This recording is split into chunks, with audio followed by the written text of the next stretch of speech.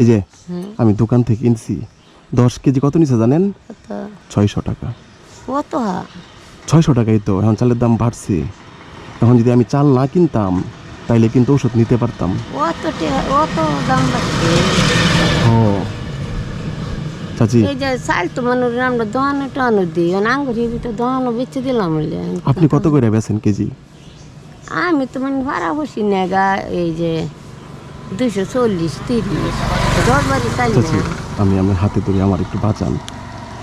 বাইরে কি বাবা আপনি নেন গা, চাল নেন গা। আর তো দরকার 10 কেজি চাল কি বানেম ভাই, আপনি দেখেন। এই যে চাচি, চাল কি ভালো না?